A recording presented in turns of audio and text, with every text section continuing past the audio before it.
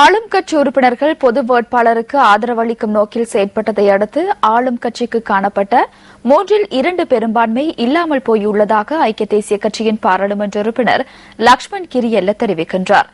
யாட்டிடுவர பகுதியில் இன்று நடைபெற்ற நிகழ்வொன்றில் கலந்து கொண்டு உரையாற்றும் போதே அவர் இதனை குறிப்பிட்டார். எனது நண்பர் திஸ் அத்தநாயக்க குறித்து கவலையாக உள்ளது.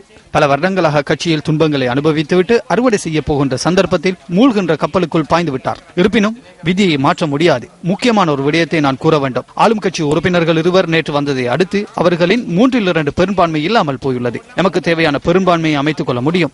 ஸ்ரீலங்கா சுதந்திர கட்சியினர் தற்போது என்னுடன் கதைக்கின்றனர். எம்மோடு இருந்தவர்கள் கதைக்கின்றனர். எமக்கு ஒன்றும் நடக்கவில்லை. இந்த நாட்டில் மிகவும் தீர்க்கமான போட்டியே தற்போது காணப்படுகின்றது. ஜனாதிபதியுடன் இருந்த அவரது கட்சியின் பொதுச் செயலாளர், சுகாதார அமைச்சர் ஜனாதிபதிக்கு எதிராக களத்திற்கு வருவார் என நினைத்திருக்க மாட்டார். இந்த தேர்தல் சவாலாக அமையும் என்பதை ஜனாதிபதி தெரிந்து கொண்டுள்ளார். அதனாலேயே கண்டியில் அச்சத்தையும் தீவிரவாதத்தையும் ஆரம்பித்துள்ளனர். இந்த மக்கள் சந்திப்பை அடுத்து கண்டி நகரில் கடந்த தினங்கள் இடம்பெற்ற தேர்தல் வன்முறைகளுக்கு எதிர்ப்பு தெரிவித்து பேரணியொன்று முன்னெடுக்கப்பட்டது.